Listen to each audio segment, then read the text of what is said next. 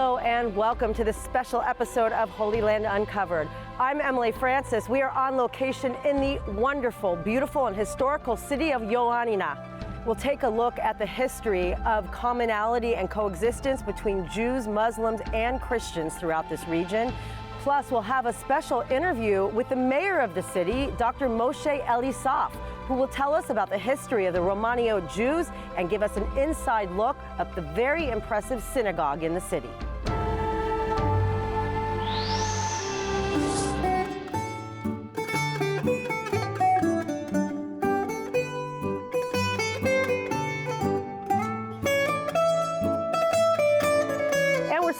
To be joined by Nikos Zacharakis, who is a tour guide and a historian based here in the region of Ioannina. Welcome to the show and thanks for having us. We're happy to have you here in the beautiful city of Ioannina and the island of Lake Pambotis in Ioannina. It's so nice that we're literally on an island outside of the city. Explain the island in the context of the region where we are.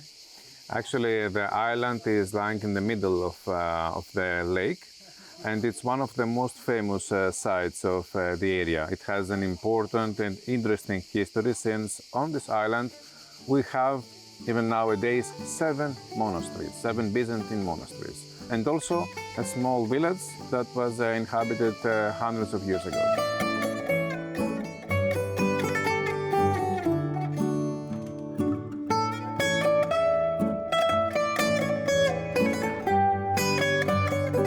Nikos, tell us what these ruins are from the time of Ali Pasha. Well, now we are in the southeast citadel of the castle of Ioannina. It's a place that is connected with the period of Ali Pasha, where you can see the remains and the ruins of his palace. Right behind we have the remains of the harem, because Ali Pasha was famous for his women, his harem, and also for his treasures. So you can see that we have the harem, we have the palace, and right opposite of us we have the tomb of Ali Pasha. So basically, how did the harem system work? So they all live kind of in one house and they each had their own room that he would visit? Actually, they were living together, and according to the history or the legend, he had a harem of 600 women split in 3 big groups and in 3 palaces. So this was the main palace and also the main harem. We don't know how many women were living here, but they were locals, and there was a system that was providing him with the best and most beautiful women that were coming from the wider area.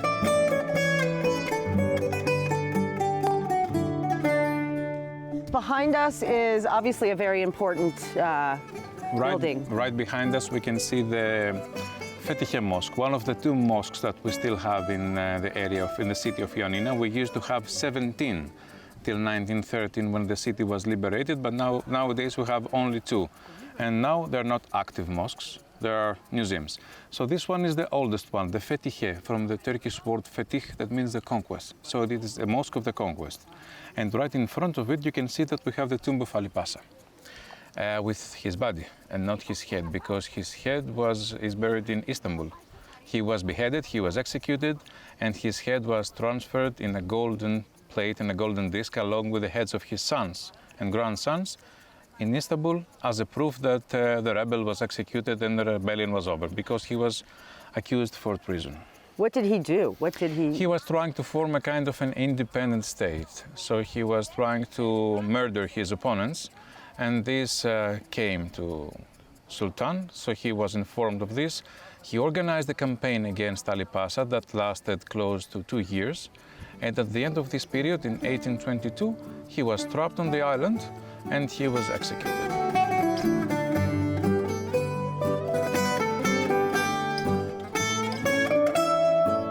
Hello, Fotis Rapakousis. It's nice to meet you. Welcome. Thank you. I know you are the manager of the Museum of Ali Pasha. Explain what these items are that we see. Είναι μια προσπάθεια. It took a lot of effort, around 40 years now, by me and my family to collect these precious items from different places outside Greece and bring them all back here. Ελληνικά κοιμήλια.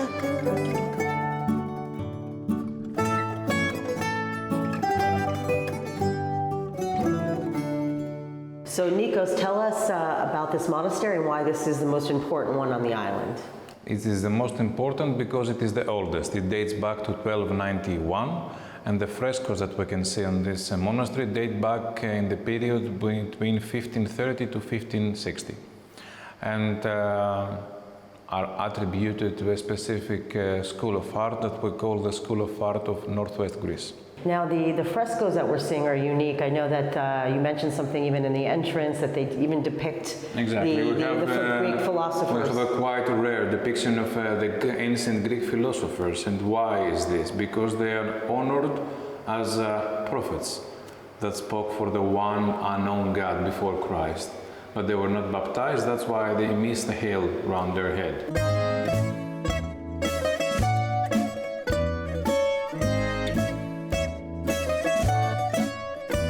Why is this mosque so significant in particular? Just the location, the construction, the architecture? The location, it's both the location and the construction because it stands at the most prominent part and the highest part of the citadel, the inner citadel of the castle. So it gives and provides to the visitor the panoramic view of the city and the lake. And at the same time was at a close distance from the Quranic school. You have to take into account that this place was used as a mosque even after the liberation of the city, because the city was liberated in 1913. So for an intermediate period, there was still a Muslim minority in the city. But after the signing of the treaty, they had no other choice but to abandon the city, to leave.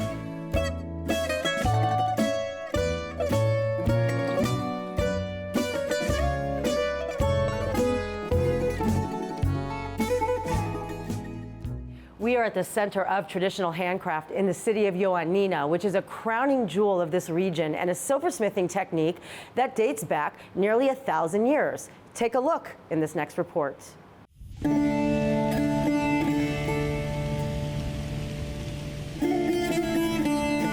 This silversmith still gets fired up over creating utensils and designs that go back generations in his family. The art of silversmithing is interconnected or identified through the centuries with the city of Ioannina. It is the so-called city of silversmiths or silversmithing. According to the tradition, the first silversmiths or the origins of the art of silversmithing date back to around 12th century AD. And here at the interactive hall of the Center for Traditional Handcraft, students and adults alike get to step back in time to the heyday of Ioannina's silver-making industry. Many makers, silversmith makers, are here and they produce every day jewels and spoons and knives and many pieces of silver and in a daily basis. So you can come here and participate in the techniques, in the process. You can stand by the maker. Even though silver is not mined locally, the city became the center for handmade silversmithing during the Crusades. According to the tradition, the first silversmiths came here along with the noble families that came to the city, moved actually to the city by force after its occupation and the invasion of the Crusaders to Istanbul, to Constantinople. So they moved here, and along with them came the artisans that were serving the secular or religious needs. The silversmith industry was organized by guilds and kept within Greek Christian artisan families. So there are specific families and specific workshops that specialize on specific techniques. We have the art of the filigree, we have the sabati, we have the embossed technique or the press technique, because it is an art that someone can learn on the context of his family. It's something that you need to have a passion for. You have to love it in order to practice it. This artist is continuing his family's legacy of making silverware using a technique that mixes dirt with silver dust and then firing it up in a molten machine. He's using prototypes. He's using the patterns, the old patterns of his family and the prototypes in a kind of a mold where they form a kind of a closed cassette, and then inside they pour the silver. And then when they open it, it's ready.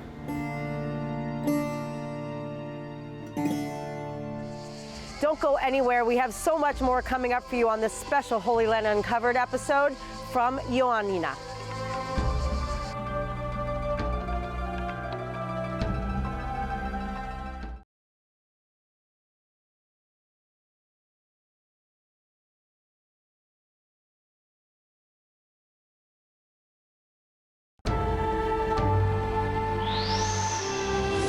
Welcome back to our special episode of Holy Land Uncovered in Ioannina, Greece. We are inside of the Paramount Cave, which was only discovered decades ago, but inside are rock formations dating back millions of years. Let's take a look in this next report. Who would have thought that right here, less than a mile from the center of the Greek city of Ioannina, there is a hidden, beautiful cave with stalactites and stalagmites, some of them dating back hundreds of thousands of years. The cave occupies an area about 15,000 square meters, and the tourist route is 1,100 meters long. And the duration is about 45 minutes. The cave was discovered during the Second World War when people tried to find shelter from the German bombing. Only in the 1950s did it become accessible to the public. The formation of this cave is no less fascinating. It's the result of numerous elements, such as the composition of the rocks in the area, the geometry of the cracks, and water erosion. This hill was at the surface of the seawater some hundreds of millions of years ago. And when the hill was inside the water got inside the cracks and holes of limestone because the rock is limestone. That water diluted the rock from the inside, so all these chambers were created. And then, 2 million years ago, this hill came out of the water. So rainwater, enriched with carbon dioxide, created all these stalactites and stalagmites. Although there's no evidence that humans ever lived in the cave, some signs of other ancient animals were found, including a very interesting and unique one. In a chamber inside this cave, fossilized bones of bears of different ages were found, adults and little cubs. Some teeth, bones of their legs, a jaw. These bears lived about 50,000 to 100,000 years ago. A visit to this outstanding cave gives the sightseer a rare opportunity to go back in time thousands of years ago, and also offers cool shelter from the summer heat of Greece.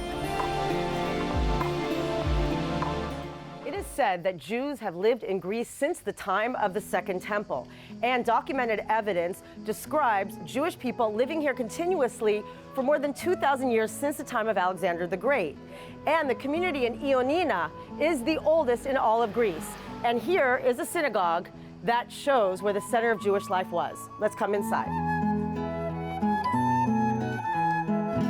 Παιδί μου φύλλα το Σαββάτ είναι για την ψυχή σου. This synagogue in Ioannina is the last relic of the heart and soul of the Romanio Jewish community of ancient Greece. We know very well that after the destructions of the Second Temple, Jews came to the Greek area and established their own communities. They tried to keep their own rich tradition.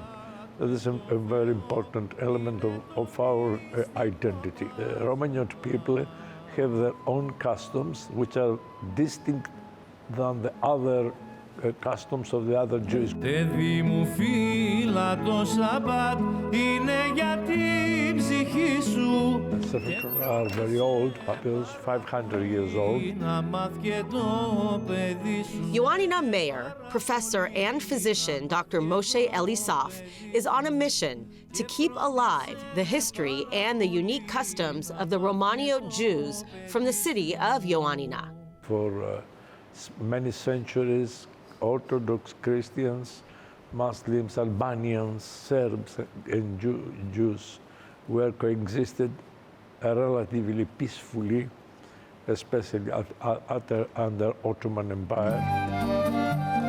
The Jewish community flourished in the 15th and 16th centuries when Greece was under Ottoman rule, allowing an influx of Sephardic Jews fleeing the Inquisition in Spain. Probably it was far older. There was a pre-existing place where they used to bury their dead here. And even though this Jewish cemetery of Ioannina wasn't built until the 17th century, archaeologists have found evidence that Jews from the 15th and 16th centuries are buried beneath the graves we see today. There is a significance and the symbolism in the cypress trees, because the cypress tree, due to its vertical shape, is a bridge between the earth and the sky, the world of the living and the world of the dead.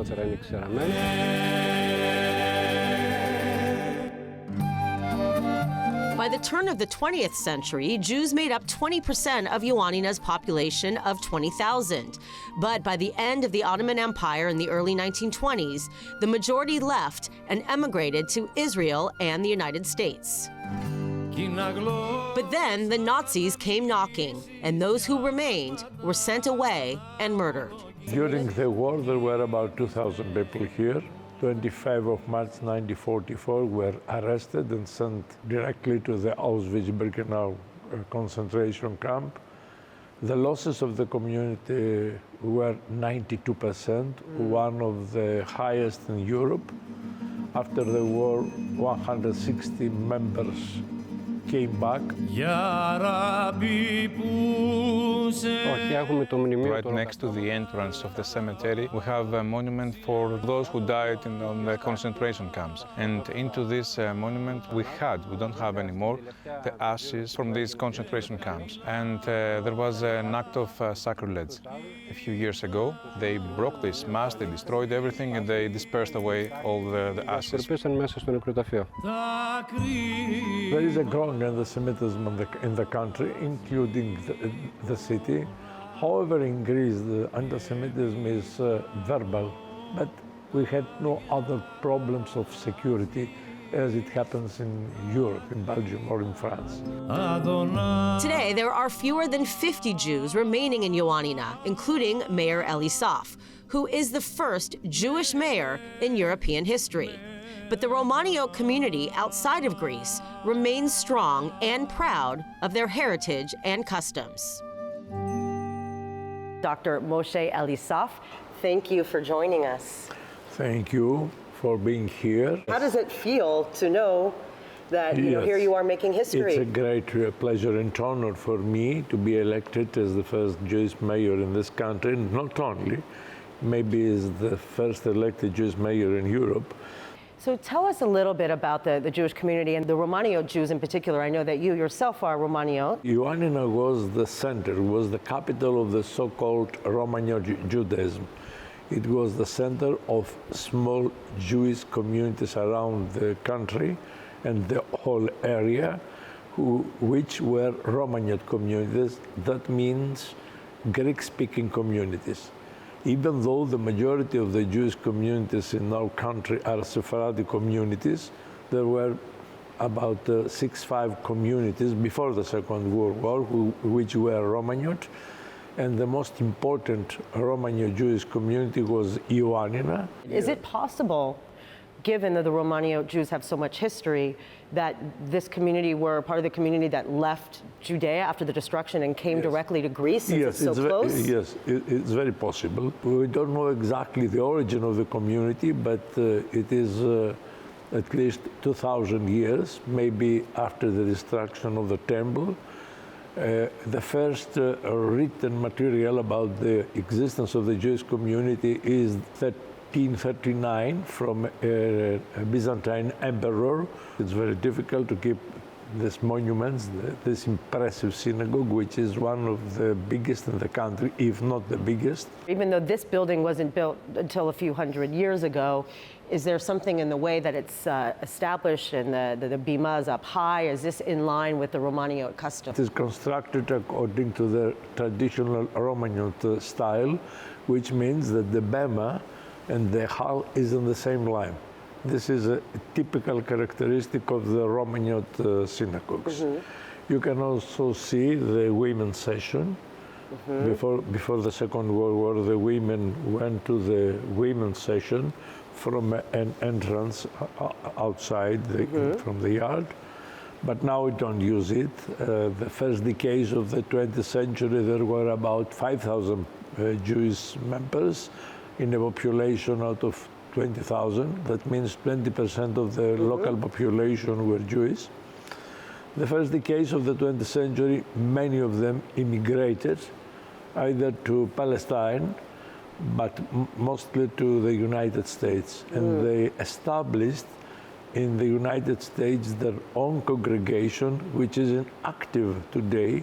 Wow. And also there is in Jerusalem a young Jewish synagogue in Mahane Yehuda neighborhood in Jerusalem. Why is it important to keep the story of the Greek Jews alive for the next generations. Yes, I think that Jews in Greece played a paramount role in the political, cultural, economic life of the country as a whole. The Romagnol story is unknown, so there is a growing interest all over the world to study the rich history of the Romagnol Judaism.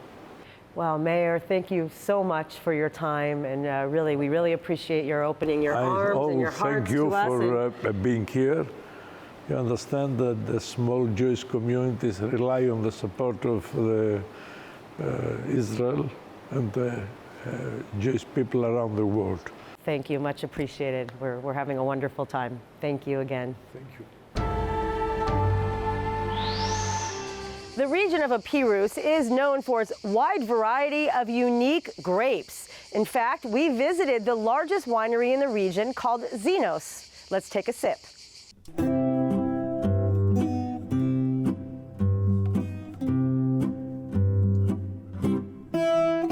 Continental climate, steep slopes, and rare grape varieties.